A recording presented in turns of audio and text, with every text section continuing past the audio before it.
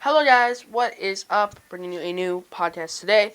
Today, I will be doing a trade deadline recap. So going over all the trades. In total on trade deadline day, there were just 9 trades. But there are some pretty big ones. We expected it to be mostly quiet, but a lot of the bid names got moved. And so I'm excited to get into this, down into the trades. The first one may not have been a big one to most people, but to me as a Canucks fan, the Canucks' only trade on deadline day was a big one. So they traded Adam Gaudette to get Matthew Highmore from the Chicago Blackhawks. So Matthew Highmore has played 24 games this year, gotten 0 goals and just 2 assists for 2 points. And he's only averaged about just under 9 minutes of time on ice. He's a promising player, but I just don't understand why we traded him for a past Hobey Baker winner, who's actually put up decent stats this year. Gaudette's got 4 goals, 7 assists, 4 goals, 3 assists for 7 points in 33 games for time on ice.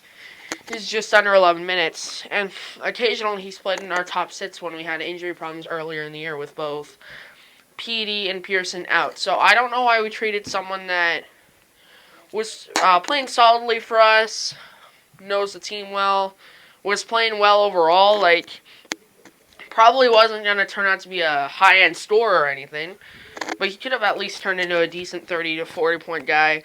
Plays on that third line, solid defensively, but I don't really know what we see in Matthew Highmore that much, who this year has not shown that much at all, only 2 points. Not that Gaudette's been fantastic either, but I don't just first reactions, maybe we'll see more out of Highmore, and he'll prove me wrong, but first reactions are, I don't know why we're doing this trade, and we lose it. But let's move on to the next trade. So, after I covered that one, I figured I'd cover the older trades, the ones that went down a few days before the trade deadline. So, the first major one that happened before the trade deadline was the Habs got Eric Staal, so the Canadians. They got Eric Staal for a 3rd and a 5th out of Buffalo. This one I like for both teams. We knew Buffalo wasn't going to get a lot out of him just because, Stahl's a veteran.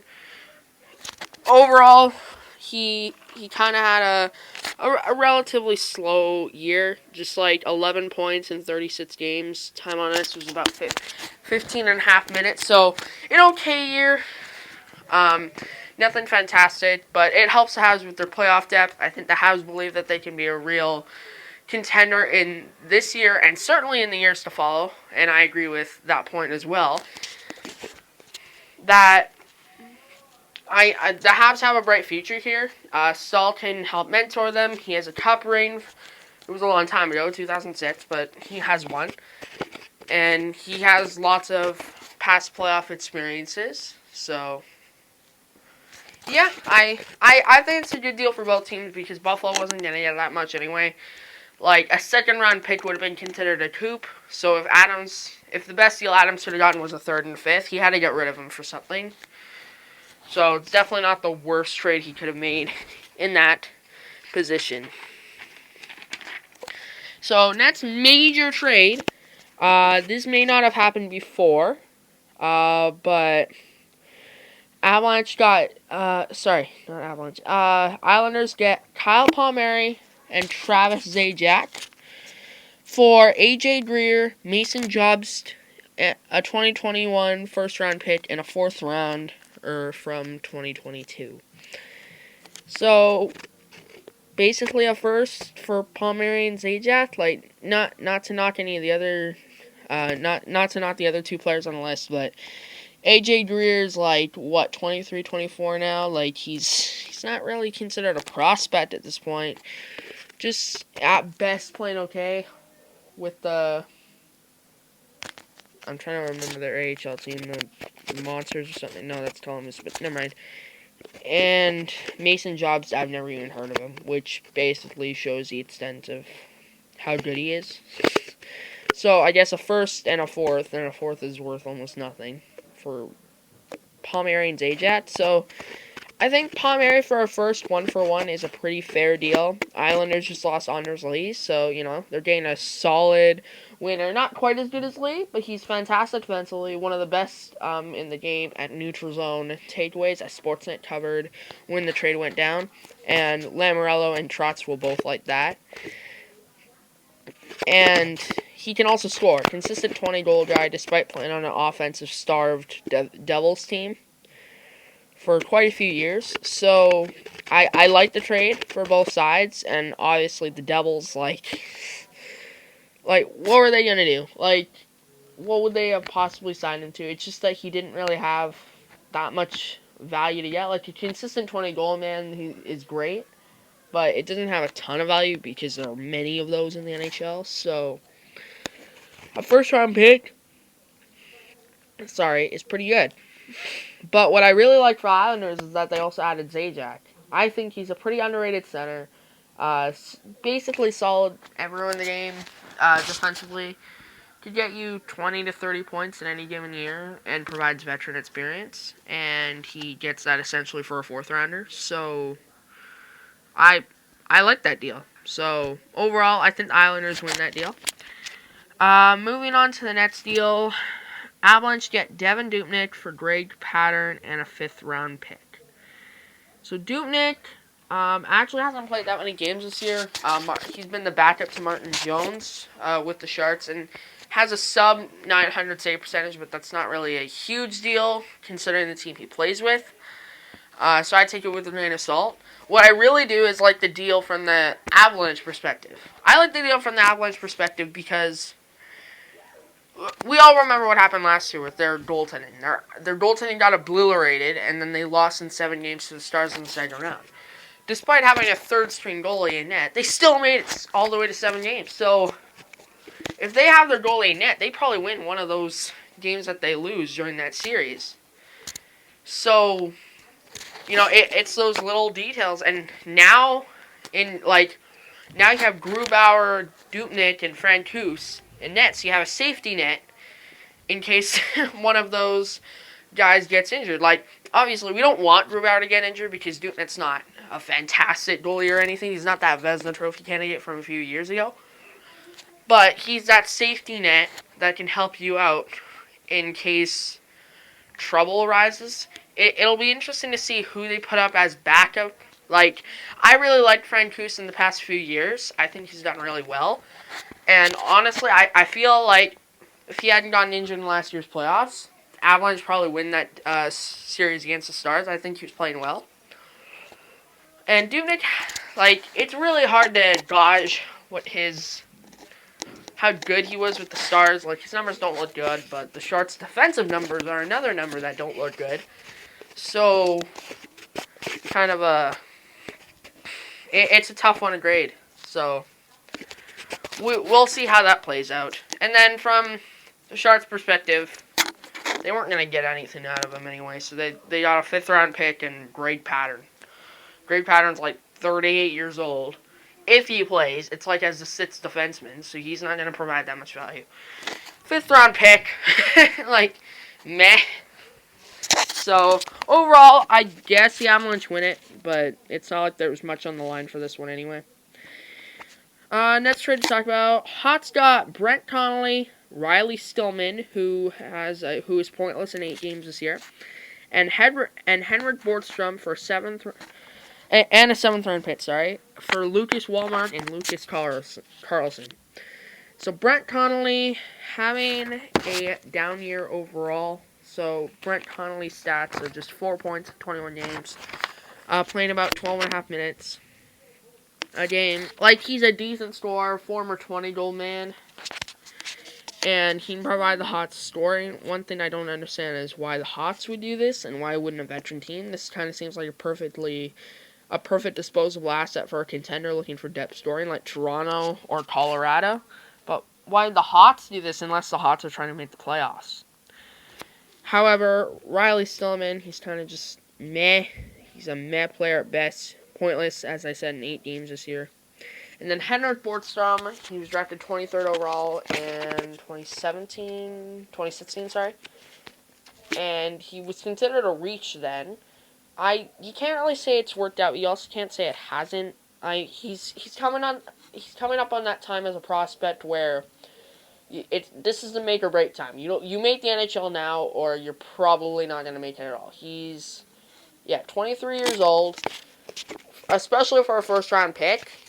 24, 25 is the bare minimum you're gonna make the NHL. Frankly, like if he doesn't make it by then, he probably never will.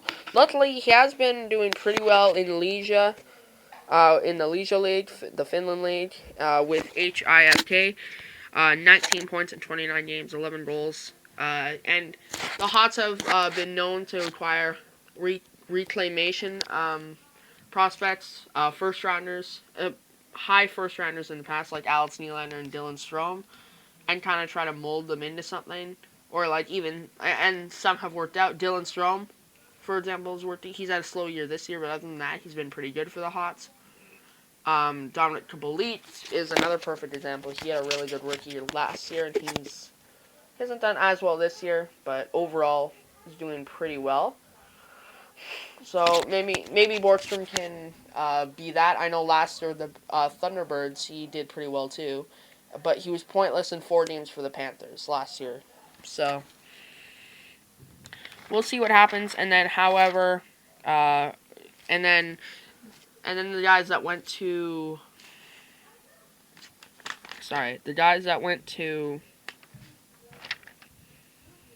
oh gosh, I don't know who owned, that's embarrassing. I forgot to write down who originally had Connolly and, Florida. I'm an idiot. Alright, sorry. So, for Florida, I think he could have gotten a better return for a former first-round pick and a former 20-goal man. And when I say former, I mean pretty recently. And Borgstrom's showing promise in the Finland League as well, even though he's older.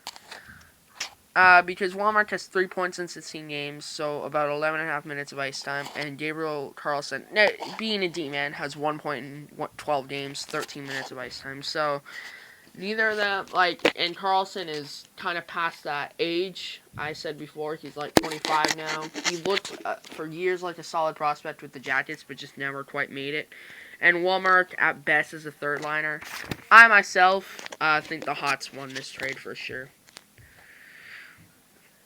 Next one I wanted to touch on quickly was Oilers get Kulikov for a 4th rounder. I don't think Kulikov's played in the NHL this year. So it's just defensive depth for a 4th rounder, which is fine. Doesn't really matter that much. So now we're gonna get onto the semi bigger trades, depending on how you look at it. So another deal that was made before the official deadline day was Lightning got David Savard, Brian Lashoit. I think he's just there for a roster spot for a 1st rounder in 2021, 3rd rounder in 2022, and the Wings get 2021 4th rounder. I believe they're retaining some of Savard's salary, and so they're getting a 4th rounder in return. Overall,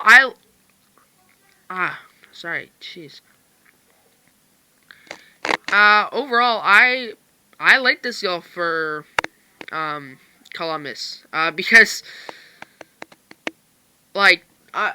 this guy has almost in 40 games, he has 6 points. He's played just under 20 minutes, and he's a -19. So he's not really producing on any area of the ice. And I talked about this in my analytics podcast, which may or may not have come out at this point. But Corsi's value is really a hot debated topic. Or not Corsi, sorry. Plus minus's value is a hotly debated topic. But the main thing is that you want to have a plus, and he's a -19.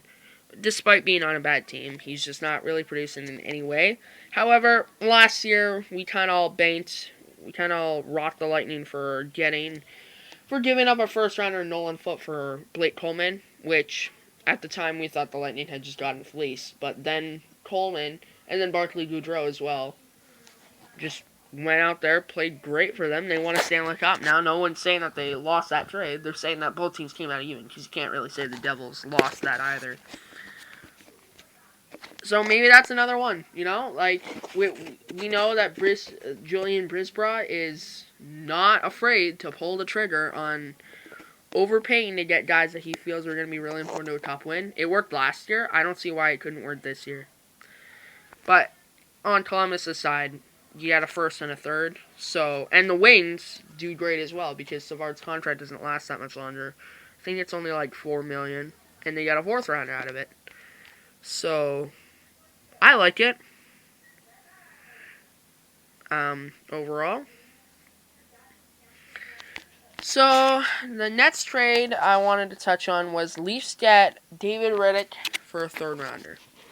And it's interesting because Reddick's kind of expensive. Like, 50% is being retained from Calgary, so that's good on his contract. It's like 3.7 or something, so they're actually only paying him 1.9. But as we'll touch on with other deals that the Leafs made during deadline day and before, they're eating up Anderson's LTIR contract space, and there's a month left to go in the regular season. But if Anderson's healthy enough and they try to put him in the lineup, they're gonna have to ditch somebody, and that's because they're adding too many players and relying on that LTIR salary. It's like they're almost prepping to just kind of push him out during the playoffs or something. Like, I would not be shocked, honestly, if they had Anderson as the third goalie and they had Jack Campbell as the starter, David Reddick as the backup. Like, regardless of whether Anderson's healthy or not. Like, if he's not healthy, then I understand the move because you need a suitable backup. And David Reddick, bid save Dave, can be that for you, I think. And then on Calgary's side, they get a 2022 third round pick. I feel like they could have gotten more for overall an average goalie, but is still a more decent backup. I feel like he could have gotten more. Alright, this next one is also a Leafs deal. Leafs get Nick Foligno and Stefan Noesen for a fourth rounder. And also, Jackets get a first round pick in 2021 and a 2022 fourth rounder. So, Columbus is kind of doing a fire sale. Sell off Savard, sell off Foligno. And Foligno's the captain, so that hurts them intangible-wise. But they get another first-rounder and a fourth-rounder as well. So, I think they come out of it decently. And then on the Leafs side, isn't this the kind of player that they've been needing for a while? Like, besides D, this is kind of the most important need they've had for quite a while. They need more of these grit depth guys, like things like Michael Furlan, those kind of guys. And Nick Foligno fits that mold pretty well. Provides leadership too, captain. And, he's been in the playoffs before. He's been past the first round, which is more than a lot of the Leafs can say. So, I think overall, I really like that acquisition for the Leafs. Foligno's been decent this year, 16 points in 42 games. So that's on pace for about 31 points over the year, with about 18 minutes of ice time. So a down year overall for him, but still not a bad one. And the Leafs don't need him to score; they need him to provide that grit and leadership that he provided to the Jackets. And I think that's what he'll bring. The next trade we're going to talk about here is the Penguins got Jeff Carter out of LA for a third and a fourth rounder in 2022 and 2023, respectively. This is an interesting deal for the Pens. I did not know Jeff Carter was on the market, and I don't think a lot of people, other people did either. And I'm sure, we all kind of knew that if the Kings had an opportunity to sell him off due to that big contract they had, and the fact that they're sellers, that they would do it. I just didn't think that he was on the market in particular this year. So it's kind of a surprise, but I like it for them. I mean, it provides more center depth. If they want to make a playoff run, if they believe they're contenders, which they obviously do. The Penguins always believe they're contenders, regardless of whether they are or not.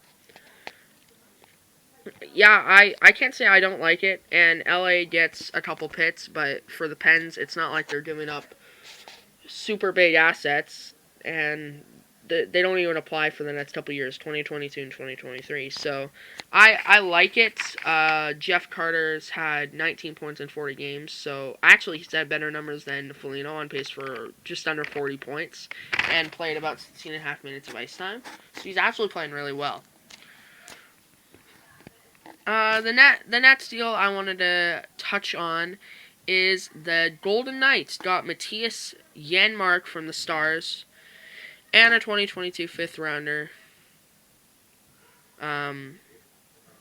Sorry, my notes are getting mixed up here. That's interesting.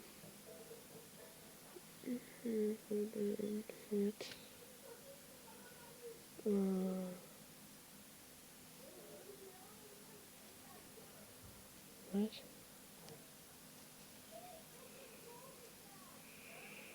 Sorry, so Knights get Matthias Janmark and a fifth rounder for a 2021 second rounder and a 2022 third rounder from the Stars. So I think it's a fine deal. I guess like Janmark has 19 points, 41 games, so just under 40 points again. So better numbers than Foligno, and just under 17 minutes of ice time. So playing pretty well.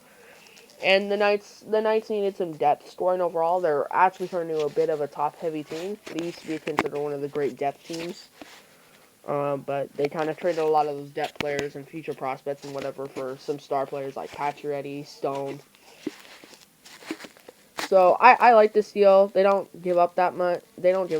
Just a second and a third rounder. So not huge, but obviously I feel like the Knights probably could have gotten a better return. Like Carter's putting up comparable numbers, and the Pens got a better return for him. So yeah, just my opinion. But overall, I like the deal for the Knights nonetheless. Habs got Eric Josephson retained at 50% for a seventh rounder. I actually kind of like that deal for the Habs. They get it retained and just a seventh rounder. And Josephson's actually had 10 points, 24 games this year, playing 17 and a half minutes. So may not be the best defensively, but he's decent offensively. And they got him for basically nothing. So I actually like it. And then finally, the last deal I want to talk about, the Panthers get Sam Bennett for a second round pick in 2022 and Emil Heineman. So I think it's a fine deal for the Panthers. Bennett has 12 points in 38 games in 13 and a half minutes of ice time this year. So he's playing below average, I'd say, but he's a top defensive center. He's a very rangy guy, power forward. Just brings depth to the Panthers overall, to a rock solid offense, and they get him for just a second rounder. Like, probably could have gotten a better return again. Carter, Penn's got a better return for Carter. So, I feel like the Foligno trade, the Janmark trade, and the Panthers trade, all of them got roughly equal players, some a bit better than others, but roughly equal players, and they all kind of give up different returns, but the Panthers were probably a pretty good return overall. So, yeah, that's all the major deals I want to talk about. So for major winners and losers this year for the trade deadline, it's a bit harder to do, just because there were less trades, and so there were less teams frequently oh my goodness, I'm an idiot. Sorry, I did not mention the biggest deal of the entire day. Bruins got Taylor Hall and Curtis Lazar for Andreas Bjork, and a second round pick. Oh my goodness. Buffalo got fleeced. What was Adams thinking? Former Hart Trophy winner, and you get a second round pick, and Bjork. Hall, I'll be the first to admit, Hall has not been good this year. 19 points in 37 games, just over 18 and a half minutes of ice time. So he doesn't really have any excuses for not playing well. He's put in good situations, except for the fact that he plays in Buffalo, and that was his own choice. For Boston, this deal is really good. Not only do they get Hall, but they get Curtis Lazar, who's got 9 points, 33 games. So in just over 13 and a half minutes. So it's not great, but for Lazar, it's okay. He can provide some depth scoring if they have injury problems or something. And Hall, hopefully, Bruins are looking for someone to pop, alongside David Krejci underneath that perfection line. They're a bit top heavy overall. For the Bruins. For frankly, I think it's a disappointment that Adams did not get a first-round pick out of this. Like, the Jackets got a first-round pick for trading away Nick Foligno, who's also having a bad year and has a lower ceiling. So, I don't understand why Adams couldn't have negotiated that here. As I know there were other teams interested, like the Golden Knights, for example, so he had all this leverage, and he didn't use it. So, sorry for almost forgetting that deal, but the winners and losers from this year's trade deadline. First winner is the Columbus Blue Jackets.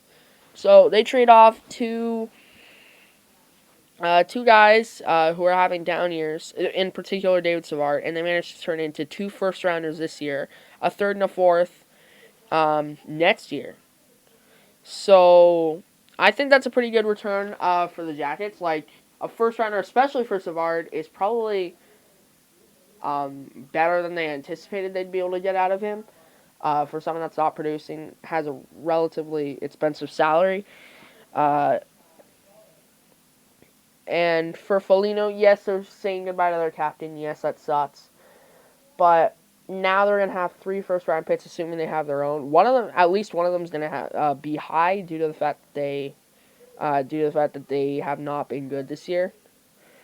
The other 2 will be low because they're the Leafs and Lightning's pick, but they're still first-rounders, and this is looking like a good draft class. So I'm saying one of the winners is definitely the Jackets. My second winner, the Toronto Maple Leafs. I thought this year they did really well. They got David Reddick, and not for much, and salary retained as well at 50%. So they get some goalie depth, and then they also get a rock-solid, gritty type winger that I think they've been needing for quite a while. And over that time, they just gave up a first, a third, and a fourth for 2 important pieces to a possible cup run, or at least to get past the first round, whatever comes first. My third and last winner is pretty tough, because I thought a lot of teams did some decent deals. I'd say the Lightning, except if they lose the cup this year, which there's still a decent chance that'll happen while they have, technically speaking, the best odds. There's still always 16 teams in playoffs or more in the case of last year, and only one team can win it. So I think overpaying for Savard, if people are going to be looking back at this as a terrible trade for the Lightning, if that first round pick works out, or if the Lightning fail to win the cup, or both. So I don't think I can have the Lightning up there. I won't have them as losers, because if they win the cup again, then I'll be the loser. But I'll just keep them kind of in the neutral category. I like the Hots trade. So I'm going to have them up there. So they got Brent Connolly, Riley Stillman, and Henrik Borgstrom. So they get someone that can help their team right now, 20-goal man that can just get them some goals, but then also kind of help the young kids along. And then they also got another reclamation project, and as we know, they've worked out in the past.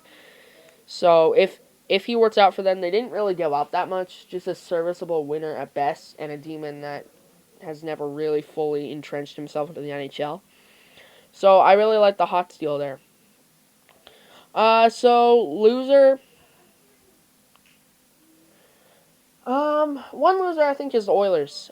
Because the Oilers didn't get what they needed. They made one semi-major trade to get Dmitry Kolikov, who may or may not play on their NHL roster, for a 4th rounder.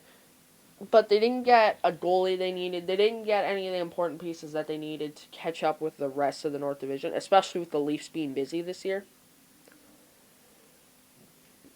I think another loser, I'd say the Stars. They got a 2nd and a 3rd rounder from Janmark, but I don't understand what they're trying to do, because why would you trade Janmark and then keep guys like Jamie Oleksiak? It doesn't make sense to me, because it kind of shows that you're just being uncertain whether you're trying to make the playoffs this year or not. Are you trying to make the playoffs by keeping Jamie Oleksiak, or are you trying to not make the playoffs by selling off Matthias Janmark? And you got a decent price for Janmark, 2nd and a 3rd, that's fine. However, they are in future years, so you don't know how good they're gonna be. It might pay off in this case simply because the Knights or the third rounders in a future year. Sorry, 2022. So I just don't think they're gonna get too much out of it. And Janmark was a decent 40-point guy, and you're just not really showing the clear direction of what you're trying to do.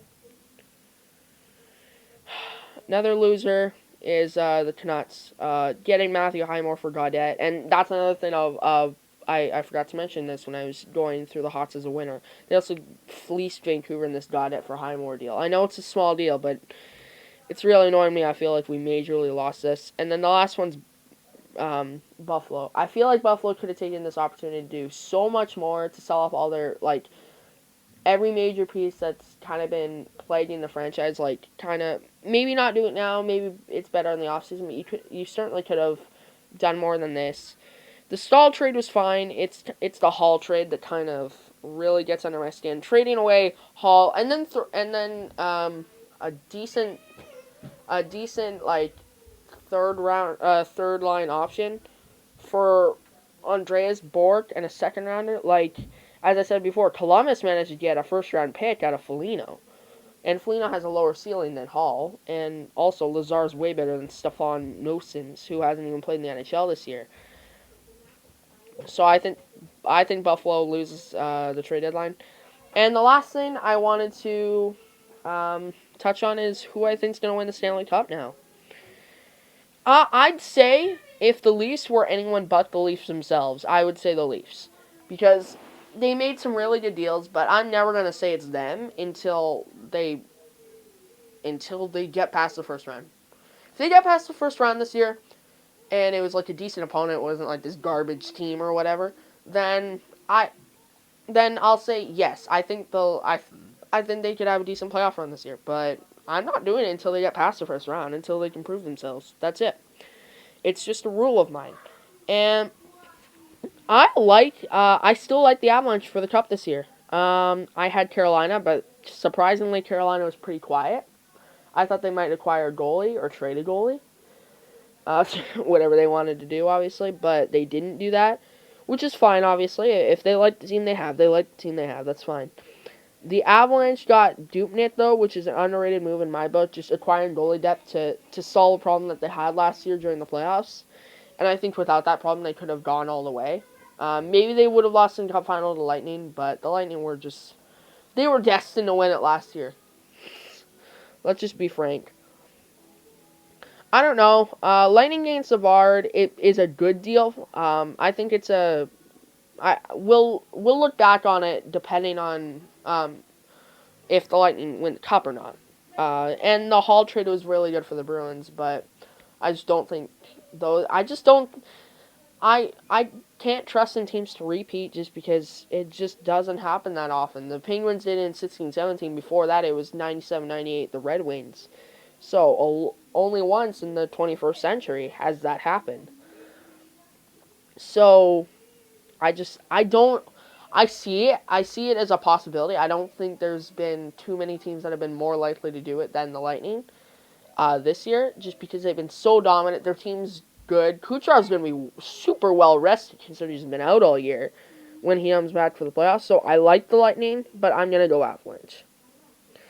Anyway, guys, that is going to do it for this episode of the JJ&H Hockey Podcast, Trade Deadline Edition. I know the Hockey Analytics podcast is probably not out yet, but when it does go out, episode 2 will be using analytics to kind of look at this topic. I believe that's what I'm going to do. Plans might change, and if you guys want to see more of that stuff, leave a like, subscribe, and leave a comment, because I do look at any few comments I do get. So, yeah, have a good day, guys. Bye-bye.